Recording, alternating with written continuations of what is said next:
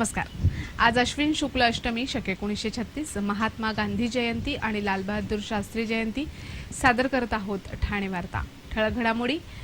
विधानसभा निवडणुकीत जिल्ह्यातील 18 जागांवर 238 उमेदवार निवडणुकीच्या रिंगणात। जिल्ह्यामध्ये 30 सप्टेंबर अखेर मतदारांच्या संख्येत 89,000 वाढ।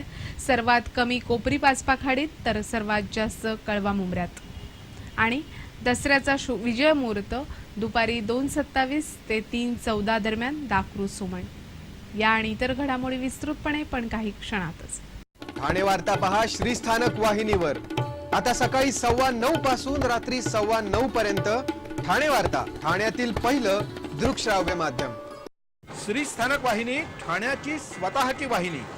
ठाण्यातील घडामोडी, कार्यक्रम, वादविवाद, अगदी गाणी, नाटक याचा आनंद घर बसल्या पहा श्रीस्थानक वाहिनी। आपल्या ठाण्याचं हक्काचं व्यासपीठ श्रीस्थानक वाहिनी। ठाणे वार्ता आता संकेतस्थळावर देखील ठाणेवार्ता.com वर क्लिक करा आणि ठाण्याच्या घडामोडी जाणून घ्या। ठाण्यातील पहिलं ऑनलाईन माध्यम ठाणेवार्ता.com। नमस्कार मंडळी, दर रविवारी पाहायला विसरू नका। नमस्कार मंडळी, आपल्या प्रश्नांचं थेट उत्तर। ठाणे वार्ता पहा श्रीस्थानक वाहिनीवर। आता सकाळी 9:15 पासून रात्री 9:15 पर्यंत ठाणे वार्ता, ठाण्यातील पहिलं दृकश्राव्य माध्यम। आज महात्मा गांधी यांची 145वी जयंती आणि लाल बहादूर शास्त्री यांची 110वी जयंती। महात्मा गांधी यांनी जगाला अहिंसेचा संदेश दिला। हिंसेवर अहिंसेनं मात करता येते हे त्यांनी जगाला दाखवून दिलं। तर लाल बहादूर शास्त्री यांनी जय जवान जय किसान असा नारा देत भारतात हरित क्रांती घडवली। अशा या थोर महात्म्यांना ठाणे वार्ताचं विनम्र अभिवादन।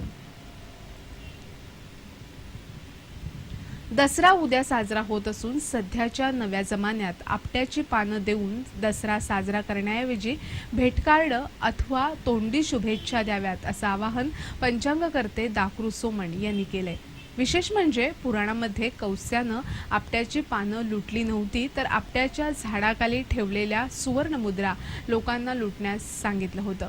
त्यामुळे या दिवशी लोकांनी आपट्याची पानं एकमेकांना देऊ नयेत, तर भेटकार्डाद्वारे SMS करून किंवा ईमेल करून एकमेकांना शुभेच्छा द्याव्यात। आपट्याची पानं तोडून पर्यावरणाला धोका निर्माण करू नये असंही आवाहन सोमण यांनी केलंय। दसरा हा संपूर्ण 3.5 मुहूर्तांपैकी एक असून दिवसभर शुभकार्य करता येतील, पण दसरा अपहरणकाळी साजरा केला जातो। उद्या दुपारी 1:40 पासून संध्याकाळी 4:03 अपहरण काळ आहे। यामध्ये 2:57 पासून 3:14 पर्यंत विजय मुहूर्त म्हणजे सीमोल्लंघनाचा मुहूर्त आहे।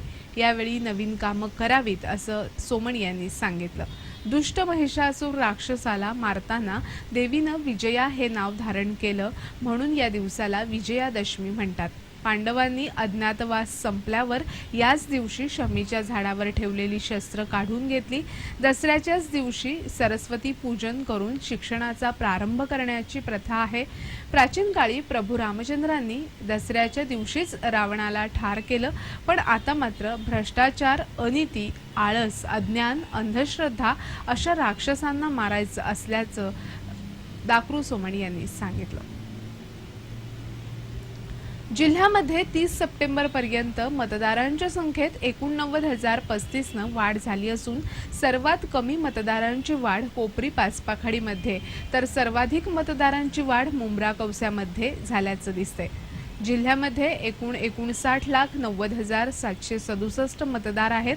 भिवंडी ग्रामीणमध्ये 2,340, शहापूर 1,143, भिवंडी 1,651, भिवंडी पूर्व 4,490, कल्याण पश्चिम 9,127, मुरबाड 5,724, अंबरनाथ 4,324, उल्हासनगर 2,160, कल्याण पूर्व 4,690, डोंबिवली 2,135, कल्याण ग्रामीण 4,247, मीरा भाईंदर 10,230, ओवळा माजिवडा 9,173, कोपरी पाचपाखाडी 1,121, ठाणे 3,655, मुंब्रा कळवा 10,584, ऐरोली 6,610, तर बेलापूर विधानसभा मतदारसंघात 20 सप्टेंबर पर्यंत 5,000 3,631 मतदारांची वाढ झाली.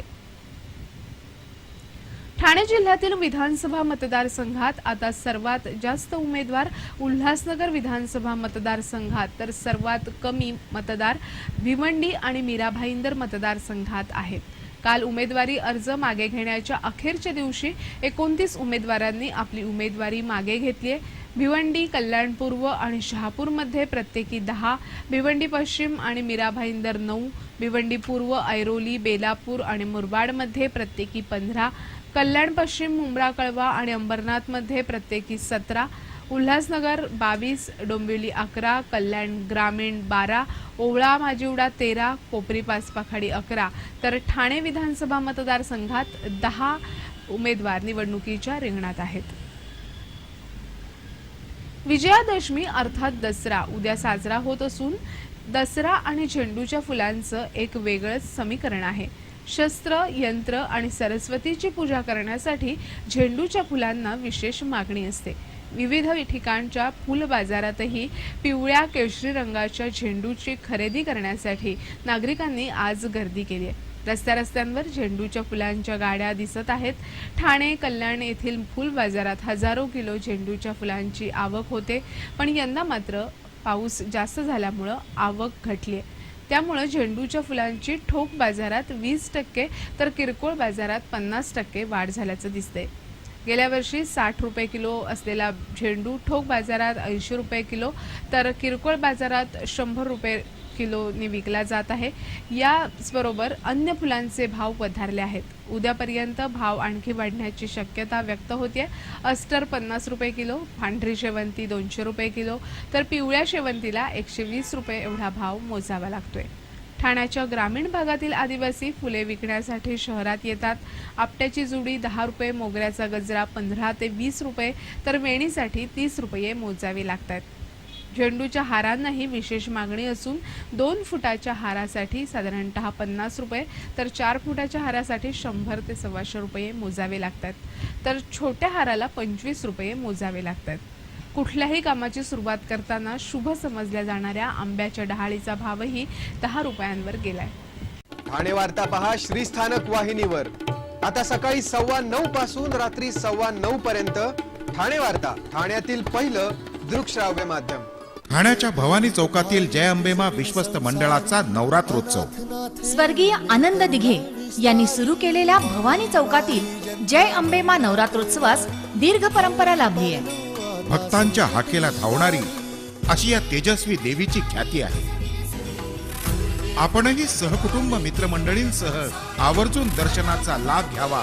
या 9 दिवसात सकाळी देवीवर अभिषेक करू इच्छिणाऱ्या श्रद्धाळूंसाठी अभिषेकाची सोय मंडळानं उपलब्ध करून दिली आहे. भाविकांनी याचा लाभ घ्यावा असं आवाहन मंडळाचे अध्यक्ष दिलीप देहरकर यांनी मंडळाच्या वतीनं केलं आहे. आपला परिसर स्वच्छ आणि सुंदर ठेवण्यासाठी ठाणे महापालिकेत सहकार्य करा. ओला सुका कचरा वेगवेगळा जमा करा आणि रोगराईपासून मुक्तता मिळवा. ठाणे वार्ता आता संकेतस्थळावर देखील ठाणेवार्ता.com वर क्लिक करा आणि ठाण्याच्या घडामोडी जाणून घ्या. ठाण्यातील पहिलं ऑनलाईन माध्यम ठाणेवार्ता.com. डॉक्टर आणि रुग्णांचं पिढ्यानपिढ्यांचं जिव्हाळ्याचं नातं म्हणजेच डॉक्टर बेडेकर हॉस्पिटल. आता अत्याधुनिक सोयी सुविधा आणि तंत्रज्ञान युक्त वंध्यत्व निवारण केंद्रात IVF आणि टेस्ट ट्यूब बेबीचीही सुविधा. डॉक्टर बेडेकर हॉस्पिटल, महर्षी कर्वेपथ, ठाणे. 65 वर्षांची निरंतर सेवा. यहाँ मतदान नक्की करणार. मतदान करना तो मेरा फर्ज है और मैं जरूर करूंगा. मला भी माहित आहे मतदान माझा हक्क आहे. मैं मतदान करणार. आधी मतदान करणार मग साइडवर जाणार. Though I travel lot, I'll make a point to cast my vote. Voting is as important as my duty. और ये भी कोई बुलन वाली गल है. पूरे परिवार दे नाल वोट पाउंड ले जावांगे. मी मतदार म्हणून नोंदणी केली आहे. एक मत सुद्धा निर्णायक ठरू शकतं. मी खूप उत्सुक आहे. आमचं मत आमचा अधिकार. ठाणे वार्ता पहा श्रीस्थानक वाहिनीवर. आता सकाळी 9:15 पासून रात्री 9:15 पर्यंत ठाणे वार्ता, ठाण्यातील पहिलं दृकश्राव्य माध्यम. जिल्ह्यामध्ये काल संध्याकाळी जोरदार पाऊस झाला. अवचित आलेल्या या पावसानं चाकरमान्यांची त्रेधा तिरपीट उडवली. गेले 2 दिवस संध्याकाळी पावसाचं वातावरण होत आहे. काल मात्र तुफानी वाऱ्यासह पावसानं जोरदार हजेरी लावली. जवळपास तासभर पाऊस कोसळत होता. ऐन कामावरून घरी येण्याच्या वेळी पाऊस झाल्यानं सर्वांचे हाल झाले. पावसामुळे उपनगरीय सेवाही कोलमडली होती. कल्याणमध्येही पावसाचा जोरदार फटका बसला. जवळपास 100हून अधिक वृक्ष उन्मळून पडले. कल्याणच्या ग्रामीण भागात विशेषतः उंबर्डे, सापर्डे, वाडेघर, आधारवाडी या परिसरात पावसामुळे जास्त नुकसान झालं. खडकपाडा परिसरात एक मोठा वृक्ष कोसळल्यानं 10 गाड्यांचं नुकसान झालं. तर अहिल्याबाई चौकातही एक मोठा वृक्ष विजेच्या तारांसह कोसळल्यानं हा संपूर्ण परिसर जवळपास 10 तास अंधारात होता. संध्याकाळी गेलेला वीज पुरवठा पहाटे 4ला परत आला. सध्या नवरात्रोत्सव सुरू असून दुर्गाडी देवी मंदिर परिसरात जत्रा भरते. या जत्रेमधील अनेक छोट्या छोट्या दुकानांना पावसाचा जोरदार फटका बसला. सोसाट्याच्या वाऱ्याचा फटका बसल्यामुळे अनेक दुकानांची छत्रं उडाली, कमानी पडल्या. एकंदरीत पावसानं जाता जाता चांगलाच दणका दिला. सध्या नवरात्रोत्सव सुरू असून या नवरात्रोत्सवात अष्टमीला विशेष महत्त्व असतं. अष्टमीच्या दिवशी होम हवन केलं जातं. तसंच कोकणस्थ ब्राह्मणांमध्ये महालक्ष्मी पूजन केलं जातं. नवीन लग्न झालेल्या स्त्रिया मंगळागौरी व्रताप्रमाणे महालक्ष्मीचीही 5 वर्ष पूजा करतात. काल ठाण्यामध्ये महालक्ष्मी पूजन आयोजित करण्यात आलं होतं.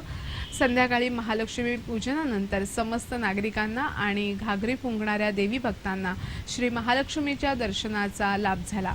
जवळपास 2 ते 2.5 हजार महिलांनी या महालक्ष्मी दर्शनाचा लाभ घेतला. ठाण्यातील ब्राह्मण सेवा संघात महालक्ष्मी पूजन आणि घागरी फुंकण्याचा कार्यक्रम आयोजित करण्यात आला होता. यावेळी अनेक महिलांनी घागरी फुंकण्यासाठी आल्या होत्या. ठाण्यातील मुंब्रा इथे असलेली मुंब्रा देवी अनेकांना माहिती असली तरी राज्यामध्ये नवदुर्गा असलेलं हे एकमेव स्थान आहे. पारसिक डोंगरावर अतिशय अवघड ठिकाणी असलेल्या मुंब्रा देवीच्या दर्शनासाठी मोठ्या संख्येनं भाविक जात असतात. या देवीला नवस केल्यावर संतती प्राप्त होते अशी भक्तांची श्रद्धा आहे.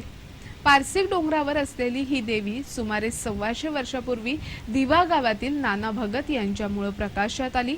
देवीनं स्वप्नात येऊन त्यांना दृष्टांत दिला. पारसिक डोंगरातील गुहेत त्यांना ही देवी दिसली आणि नंतर त्यांनी तिथे छोटेखानी मंदिर बनवलं. या मंदिरात मुंब्रा देवी वरच्या बाजूला असून खाली नवदुर्गा विराजमान आहेत. या मंदिराच्या शेजारी मुंब्रा देवीचे भाऊ गवळीदादा आणि गढीवाले बाबा यांचीही मंदिर आहेत. या देवीला जाताना मध्ये अतिशय दुर्मिळ समजलं जाणारं आसरा देवीचंही मंदिर आहे. नवरात्रोत्सवात हजारो भक्त या देवीला नवस फेडण्यासाठी येत असतात. कुणी कापूर पायथ्यापासून लावत मंदिरात दर्शनासाठी जातो, तर कुणी या मंदिराच्या 785 पायऱ्या गुडघ्यानं चढत जातो. आगरी, खारकर आणि फणशीकर यांची ही देवी कुलदैवत असली तरी अवघ्या महाराष्ट्रातून या देवीचं दर्शन घेण्यासाठी भाविकांची रीघ लागलेली असते. या गडावर अश्विन आणि चैत्र नवरात्र तसंच महाशिवरात्रीची ही जत्रा भरते. पारसिक डोंगरावर असलेल्या या देवीकडे शासनाचं मात्र लक्ष नसून या देवीला जाताना विशेष सोयी सुविधा भक्तांना मिळत नाहीत.